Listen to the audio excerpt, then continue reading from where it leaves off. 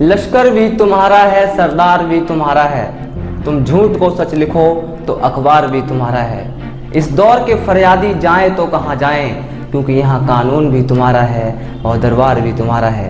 भारत को आज़ाद हुए आज 75 वर्ष हो गए हैं। आखिर 200 सालों तक अंग्रेजों की गुलामी के बाद 1947 को आज़ादी जो मिली थी, देश की आज़ादी के लिए ना जाने कितने लोगों ने अपना जीवन कुर्बान कर दिया। इस देश को आज़ाद कराने में सभी जाति, धर्म, संप्रदाय, लिंग और भाषा के लोग शहीद हुए हैं। बहुजनों, आदिवासियों में से भी कई सारे नाम जैसे बिरसा मुंडा, माता दीन भंगी, उधम सिंह, झलकारी बाई आदि अनेक शहीदों के नाम गिनाए जा सकते हैं। वर्तमान परिदृश्य पर नजर डालें तो आज के आज़ाद भारत में कथित उच्च जातियों के कुछ दबंगों द्वारा लोगों की गुंडागर्दी से आदिवासियों, बहुजनों, पिछड़ों और अल्पसंख्यकों का निरंतर शोषण किया जाता है। उन पर अत्याचार किए जाते हैं, उनसे भेदभाव और छुआछूत जैसी घृणित बातों से अपमानित किया जाता है। इन वंचित वर्गों की महिलाओं और बच्चियों से सामूहिक बलात्कार कर उनकी हत्याएं की जाती हैं। हम हाथरस कांड और हाल ही में देश की राजधानी दिल्ली में 9 साल की गुड़िया के साथ हुई हैवानियत को क्या भूल सकते हैं? अधिकतर लोग कहेंगे कि कभी नहीं। क्या यही है हमारा आज़ाद भारत? आज़ादी के 75 सालों बाद देश जिस मुकाम पर पहुंचा है, देश का आमजन और ख़ासतौर से बहुजन जिस तरह का दयनीय जीवन जी रहे हैं, क्या इसे ही हम सबका विकास कहेंगे? ये सही है कि देश ने तकनीकी तौर पर तरक्की की है, पर राजनीतिक, सामाजिक और आर्थिक तौर पर देश का एक बड़ा बहुजनों का तबका आज भी बहुत पिछड़ा हुआ दिखाई देता है। प्रधानमंत्री लाल किले की प्राचीर से बताएंगे कि इन 75 वर्षों की आज़ादी में देश ने कितनी तरक्की की। उनके मन की बात ही जन की बात होती है। कम से कम प्रधानमंत्री तो ऐसा ही मानते हैं। वह अपनी सरकार की उपलब्धियां गिनाने लग जाते हैं। किसान सम्मान निधि की 9वीं किस्त के तहत 9.75 करोड़ से अधिक लाभार्थी किसान परिवारों को 19,500 करोड़ रुपए से ज़्यादा की धनराशि ट्रांसफर की गई है। इसका जिक्र करते हुए वे खुद को किसानों का मसीहा साबित करना चाहते हैं और देश के कुछ भोले भाले लोग प्रधानमंत्री के मुख से ये शब्द सुनकर मेरे देश की धरती सोना उगले बस यही गाना गुनगुनाने लग जाते हैं। मोदी जापान की राजधानी टोक्यो में हुई ओलंपिक खेलों में जो खिलाड़ी मेडल जीत कर लाए हैं, उनकी तारीफ करने लग जाते हैं और हम गर्व से अपना सीना 56 इंच चौड़ा करने की कोशिश करते हैं। लेकिन असल में तारीफ तो उन लोगों की होनी चाहिए जिन्होंने देश को आज़ाद करने में अपना सब कुछ कुर्बान कर दिया, यहाँ तक कि अपना जीवन भी। हो सकता है वे देश के शहीदों को याद करने की परंपरा को भी निभा दें और हम भावुक होकर गाने लगें, ए मेरे वतन के लोगों जरा आँख में भर लो पानी। पर अंत में वे जनता की आंखों पर ऐसा जादुई चश्मा लगाएंगे कि उसे खुशहाल भारत के अलावा और कुछ दिखाई नहीं देगा। जैसे सावन के अंधे को हरा ही हरा सूझता है, चारों ओर हरियाली, चारों ओर खुशहाली। पर कुछ सयाने लोग ये जादुई चश्मा पहनने से इनकार करते हैं और यथार्थवादी होकर गालिब का शहर कहते हैं। हमें मालूम है जन्नत की हकीकत, लेकिन दिल को बहलाने के लिए गालिब ये ख्याल अच्छा है। कुछ अदम गोंडवी टाइप लोग ये भी कहने से नहीं चूकते, 100 में 70 आदमी फिलहाल जब नाशाद हैं, दिल पर रख कर हाथ कहिए देश क्या आज़ाद है।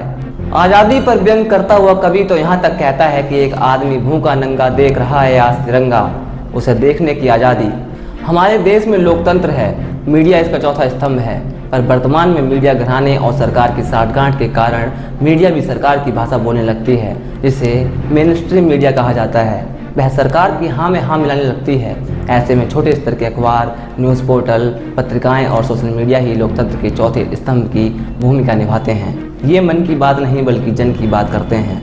न्यायपालिका को लोकतंत्र का तीसरा स्तंभ माना जाता है। हालांकि इस पर भी सरकार का दबाव होता है, पर यह सरकार के अधीन नहीं बल्कि स्वायत्त, यानी जो किसी के अंदर नहीं बल्कि इस पर अपना ही अधिकार होता है, ऐसी संस्था होती है। इसलिए कभी कभी सुप्रीम कोर्ट और हाई कोर्ट सरकार के पक्ष में बोलते हैं तो कभी आमजन के फेवर में। जैसे हाल ही में सुप्रीम कोर्ट के मुख्य न्यायाधीश NV रमन ने कहा कि थानों में मानवाधिकारियों के हनन का सबसे ज़्यादा खतरा है, क्योंकि हिरासत में यातना और अन्य पुलिसिया अत्याचार देश में अब भी जारी है। उन्होंने कहा कि प्रत्येक थाने, जेल में डिस्प्ले बोर्ड और होर्डिंग लगाकर मुफ्त कानूनी सहायता की जानकारी दी जानी चाहिए। ये देश के नागरिक का संवैधानिक अधिकार है। आमजन और खासतौर से गरीब और बहुजन पुलिस थाने और कोर्ट कचहरी के चक्कर लगाने से बचना चाहते हैं, क्योंकि पुलिस थाने में उन्हें शारीरिक और मानसिक प्रताड़ना के अलावा कुछ नहीं मिलता। न्याय तो बहुत दूर की बात है, मगर मामला जब तूल पकड़ लेता है तो कार्रवाई होती है, नहीं तो यूं ही मामले को दबा दिया जाता है। कोर्ट कचहरी में जाएं तो सनी देओल का एक मशहूर डायलॉग तारीख पे तारीख याद आता है, जब मीडिया कानून, पुलिस और न्यायालयों पर सरकार की तंत्र हावी हो जाता है तो फिर गरीबों और बहुजनों की कहीं सुनवाई नहीं होती है। उनकी आवाज़ कोई भी नहीं सुनता। जिसके हाथ पैसा हुआ वो केस जीत जाता है और गरीब हार जाता है। सरकार जब कॉरपोरेट जगत के लोगों या उद्योगपतियों से मिल जाती है तब उसके अधिकांश फैसले जनहित में ना होकर उद्योगपतियों के हित में होते हैं। सरकार उनके करोड़ों रुपयों के ऋण को माफ़ कर देती है, बड़ी बड़ी सब्सिडी देती है, उनके मुनाफे का ध्यान रखती है। यही कारण है कि अंबानी, अडानी जैसे उद्योग घराने का कोरोना काल में भी मोटा लाभ कमाते हैं। ये घराने भी चुनाव के समय इन नेताओं को भरपूर आर्थिक सहायता देते हैं। इस तरह सरकार और उद्योगपतियों की मिलीभगत का खामियाजा आमजन और बहुजनों को भुगतना पड़ता है। जाहिर है कि ये सरकार जनविरोधी है।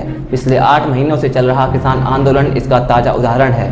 कॉरपोरेट घरानों के हित में रखकर बनाए गए 3 काले कानूनों के रद्द करने की मांग को लेकर किसान आंदोलन कर रहे हैं, पर सरकार टस से मस नहीं हो रही है। प्रधानमंत्री जापान में हो रहे ओलंपिक खेलों के दौरान खिलाड़ियों से फ़ोन पर बात कर लेते हैं, पर दिल्ली और आसपास मौजूद किसानों से फ़ोन पर भी बात नहीं करते। लेकिन एक काम वो बखूबी निभा रहे हैं, वो है राष्ट्रीय संपत्ति को कैसे बेचा जाए, इस पर सोचती रहती है। इसी तरह दिल्ली के नागल गांव में 9 साल की गुड़िया के साथ बर्बर गैंगरेप और जलाकर मारने जैसा भीभत्स कांड हो जाता है, मगर प्रधानमंत्री नरेंद्र मोदी या गृह मंत्री अमित शाह के मुंह से एक शब्द नहीं निकलता। इससे यह साबित हो जाता है कि ये सरकार कितनी संवेदनहीन होने के साथ साथ गरीब और बहुजन विरोधी भी है। इस देश में हिंदू, मुसलमान, सिख, ईसाई, बौद्ध, जैन और ना जाने कितने ही धर्म संप्रदाय के लोग रहते हैं, मगर वर्तमान सरकार इसे हिंदू राष्ट्र बनाना चाहती है। इससे देश का सांप्रदायिक सौहार्द बिगड़ता है। इस सरकार के समर्थक मुसलमानों से घृणा करते हैं, उनके प्रति अपमानजनक शब्दों का इस्तेमाल करते हैं, बात बात में उनको पाकिस्तान जाने को और जय श्री राम का नारा लगाने को कहते हैं, लोगों की धार्मिक भावनाओं को भड़काकर सांप्रदायिक दंगे करवाते हैं। साल 2002 में हुए गुजरात दंगों और 2020 में दिल्ली दंगों को लोग भूले नहीं हैं। यह सरकार फांसीवादी सोच की सरकार है। यहाँ के लोग क्या खाएं, क्या ना खाएं, क्या पहने और क्या ना पहने, किससे प्रेम करें और किससे ना करें, सब कुछ ये सरकार डिसाइड करना चाहती है। यह संवैधानिक मूल्यों के खिलाफ जाकर लोगों की निजता पर हमला है। जबकि हमारा देश विभिन्न संस्कृतियों का संगम है, यहाँ अनेकों प्रकार की विविधता है। यह देश सभी धर्मावलंबियों का है, इसलिए यहाँ अगर किसी चीज़ की ज़रूरत है तो वो है यहाँ सर्वधर्म समभाव को बढ़ावा देना। हमारा संविधान हमें अभिव्यक्ति की स्वतंत्रता और सरकार की आलोचना करने का अधिकार देता है, पर वर्तमान में परिस्थिति ऐसी है कि यदि कोई सरकार की आलोचना करता है तो उसे देशद्रोही घोषित कर जेल में डाल दिया जाता है। इसलिए सरकार की आलोचना करने से भी लोग अब डरने लगे हैं। इस सरकार ने एक तरह का अघोषित आपातकाल जैसा माहौल बना रखा है। सरकार का बस चले तो संविधान की जगह मनुस्मृति का विधान लागू कर दे।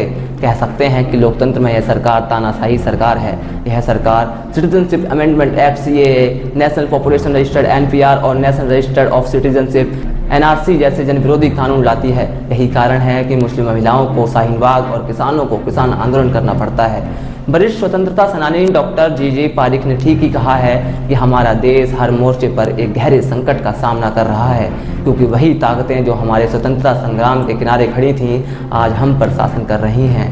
ये फांसीवादी सांप्रदायिक ताकतें जनता को बांटती हैं और जनता का ध्रुवीकरण करती हैं। सरकार हमारी राष्ट्रीय संपत्ति को बेच रही है और उनका निजीकरण कर रही है। जनता के आंदोलन को एक लंबे समय तक चलने वाले लोकतांत्रिक संघर्ष के लिए तैयार रहना चाहिए। हमें जेल जाने के लिए तैयार रहना चाहिए। हमारे देश को किसी भी बलिदान की आवश्यकता है। अब हमें अपने लोकतंत्र और संविधान को बचाने का प्रयास करना चाहिए, क्योंकि आज हम बहुजनों, आदिवासियों, पिछड़ों और अल्पसंख्यकों को जो लाभ और अधिकार मिले हैं वे संविधान की वजह से ही मिले हैं। संविधान को खत्म करने वाली ताकतों से लड़ने के लिए बहुजनों, आदिवासियों, पिछड़ों और अल्पसंख्यकों को आपस में गठबंधन कर कमर कस लेनी चाहिए। तभी हम सच्ची आज़ादी का लुत्फ उठा पाएंगे, भले ही 75 साल के बाद ही सही। अगर ऐसा हुआ तो हम एक बेहद खूबसूरत देश में एक बार फिर ताज़ी हवा में सांस ले पाएंगे, आसमान में बिना किसी हिचक के साथ खुलकर उड़ पाएंगे, क्योंकि तब ये जाति, धर्म और तानाशाही का नाम विलुप्त हो जाएगा और एक नई प्रजाति यानी इंसानियत का जन्म होगा। और फिर यहाँ ना कोई ठाकुर पंडित होगा और ना ही बहुजन होगा तो सिर्फ एक इंसान जिसमें भरपूर भरी होगी इंसानियत। और इसी इंसानियत के साथ अब हमें दीजिए इजाज़त। मेरा नाम पवन है। नमस्कार।